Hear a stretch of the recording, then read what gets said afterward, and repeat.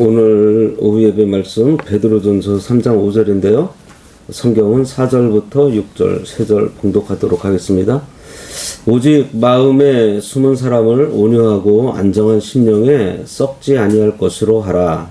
이는 하나님 앞에 값진 것이니라.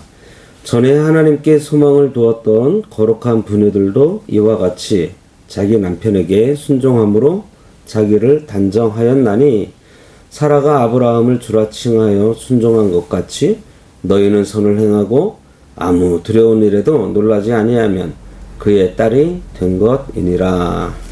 오늘 말씀의 제목은 거룩한 부녀들입니다.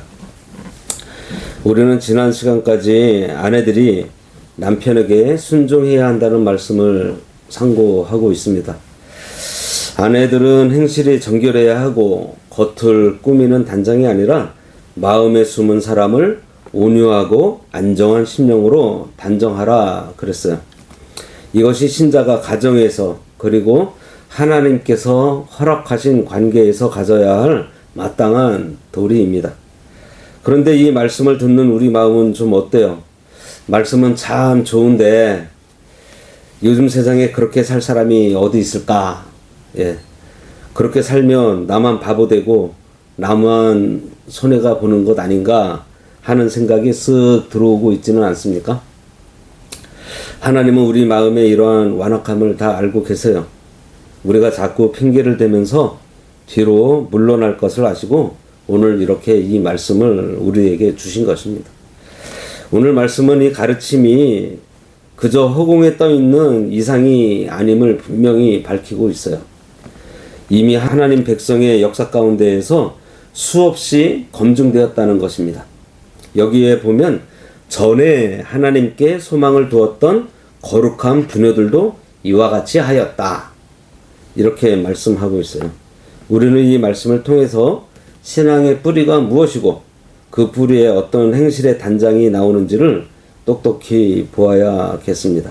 신앙은 입술의 고백으로 그저 끝나는 것이 아니라 우리 삶의 현장에서 자기를 꺾어버리는 실력으로 나타나야 합니다. 하나님 앞에서 자기를 부인할 줄 알아야 돼요. 자기를 꺾지 않고 남을 꺾으려 드는 것은요, 마귀가 하는 일이에요. 거룩한 부녀들이 걸어간 길은 자기를 죽이고 하나님을 높이는 데 있었습니다.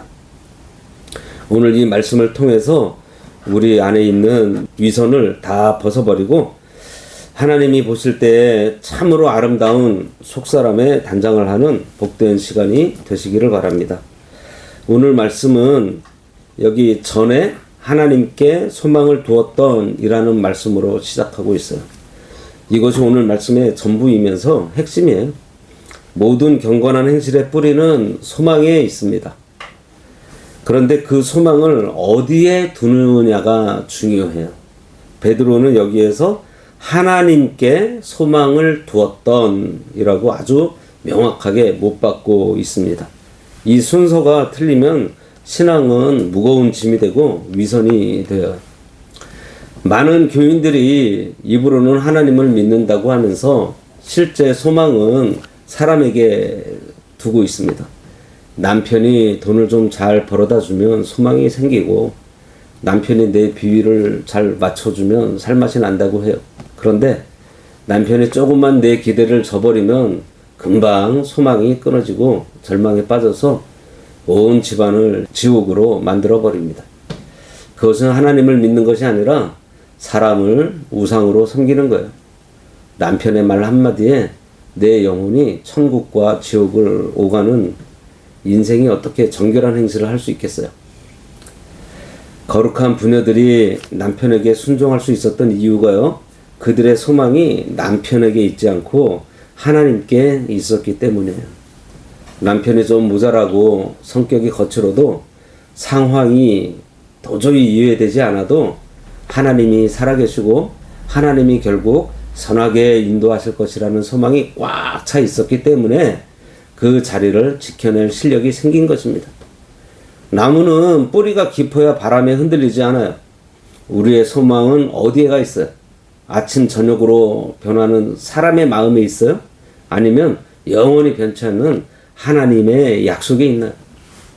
베드로는 이 여인들을 그냥 부녀들이라고 하지 않고요. 뭐라 그래요?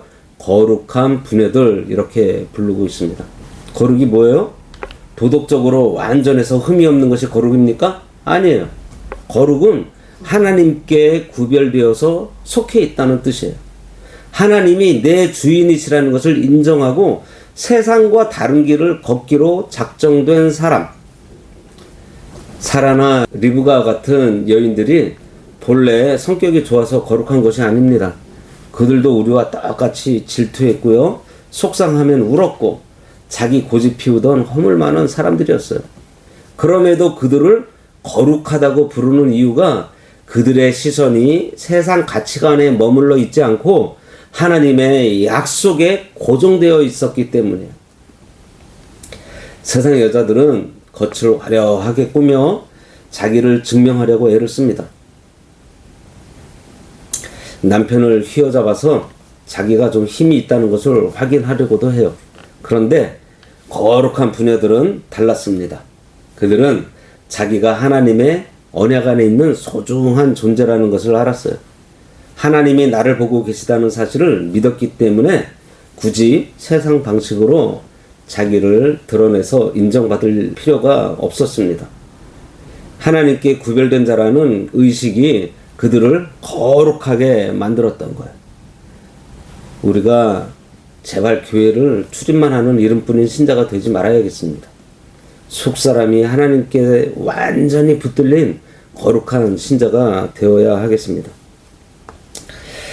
이어지는 말씀을 보면 거룩한 부녀들이 이와 같이 자기 남편에게 순종함으로 자기를 단장했다 그랬습니다. 여기서 이와 같이라는 말이 중요해요. 이것은 우리가 앞에서 배운 외모를 꾸미는 대신 온유하고 안정한 심령을 가졌다는 것을 말하고 있는 거예요. 하나님께 소망을 둔 증거가 어디서 나타나요? 가장 가까운 관계인 남편에게 순종하는 것으로 나타납니다. 어디 가서 대단한 사역을 해야 하나님의 일을 하는 건가요? 아니에요. 하나님이 주신 가정에서부터 질서를 지키는 것이 가장 큰 사명이고 사역입니다. 남편이 완전해서 순종하는 여자는 이 세상에 하나도 없어요. 하나님이 세우신 권위와 질서를 존중하기 때문에 순종하는 거예요. 남편을 무시하고 내 마음대로 하는 것은 그 남편을 세우신 하나님을 무시하는 것입니다. 거룩한 부녀들은 남편을 볼 때 인간 남편만 본 것이 아니라 그 뒤에서 역사하시는 하나님을 보았던 것입니다. 하나님을 경외하기 때문에 남편에게 머리를 숙인 거예요. 이것이 진짜 신앙의 실력입니다. 소망이 하늘에 닿아 있는 사람은요, 땅 위에 있는 질서를 어렵히지 않아요. 오히려 그 질서를 가장 아름답게 지켜내고 있습니다. 그리고 자기를 단장했다고 했어요. 이 단장은 어쩌다가 한번 단장하는 것이 아니고 지속적으로 자기 영혼을 가꾸어 왔다는 거예요. 화장은 지우면 그만이지만 인격은 지워지지 않습니다. 거룩한 부녀들은요, 매일매일 하나님 앞에서 자기를 단장했던 거예요. 자기 안에서 불쑥불쑥 올라오는 이 혈기, 고집, 세상 욕심을 기도로 누르며 온유하고 안정한 심령을 단장했던 것입니다. 이것이 하루아침에 될까요? 평생을 두고 하나님 앞에 자기를 세워놓고 씨름해야 얻어지는 보석이에요. 오늘 우리는 무엇으로 단장하고 있습니까? 거울 앞에서 보낸 시간보다 골방에서 하나님과 보낸 시간이 더 많아야 하겠습니다. 하나님 앞에 값진 것은요, 썩지 아니할 속사람의 단장이에요. 남이 알아주든 말든 하나님께서 보실 때 야, 아름답다 하실 만한 내면을 가꾸어야 합니다. 그것이 거룩한 부녀들의 비밀이었어요. 신앙은 아는 것이 아니라 행하는 것이라고 했습니다. 지식은 사람을 교만하게 하고 목만 곧게 할 뿐이에요. 이사야 선지자가 자복하면서 우리가 맹인 같다고 고백했던 것처럼 우리도 오늘 정직하게 우리를 돌아볼 줄 알아야 합니다. 입술로는 하나님을 말하면서 소망은 남편의 주머니에, 자식의 성공에, 사람들이 자기를 칭찬하는 데 두고 있지는 않나요? 그래서 늘 불안하고 늘 넘어지고 캄캄한 대낮을 살고 있지는 않나요? 이제 그 가짜 소망들을 다 내버리고 하나님께만 소망을 두어야 하겠습니다. 그러면 우리 속사람이 보석처럼 단장돼요. 하나님께 소망을 두는 삶은 관념이 아닌 실제입니다.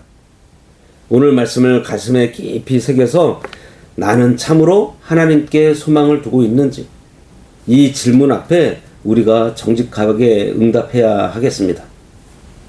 하나님 앞에 서서 자기를 꺾지 않는 사람은 백날 예배당 마당만 밟아도 아무 소용없어요.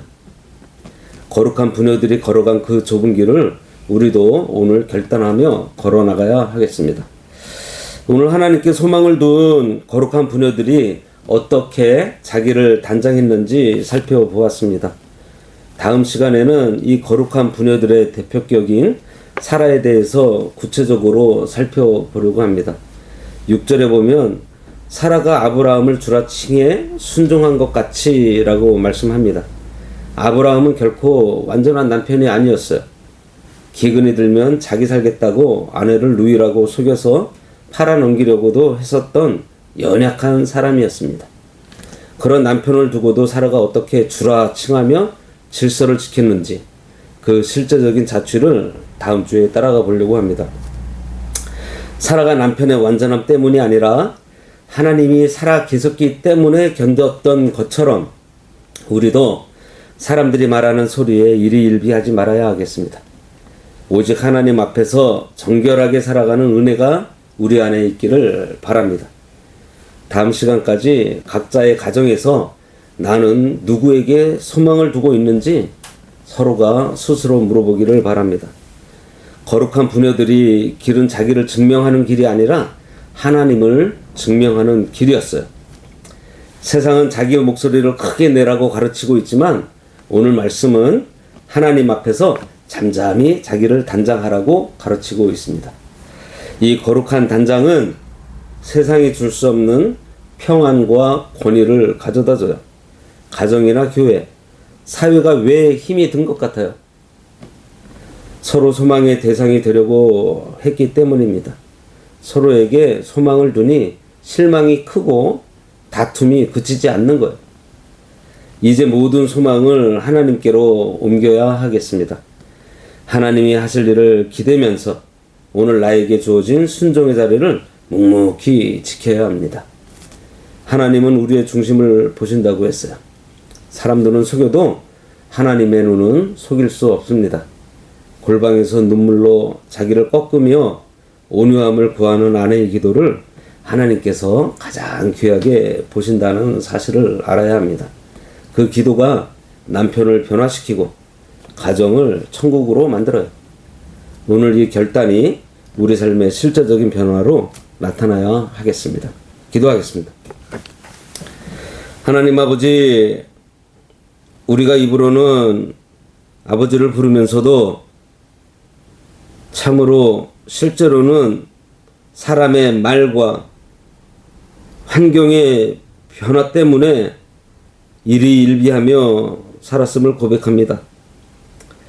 이 시간 우리의 어리석음과 위선을 용서하여 주시고 하나님께만 소망을 두었던 옛 성도들처럼 우리도 눈을 들어 살아계신 하나님만 바라보므로 우리를 위해 역사하시는 아버지의 손길을 보게 하시고 아버지께서 세우신 질서 앞에 우리의 고집과 혈기를 꺾어버리는 참된 순종의 능력을 허락해 주셔서 우리의 속사람이 하나님 보시기에 아름다운 심령으로 잘 단장되어서 우리들의 가정과 교회와 하나님께서 허락하신 관계 속에서 아버지의 평강이 머무는 거룩한 처소가 될 수 있기를 바라오며 예수님의 이름으로 기도드리옵나이다. 아멘.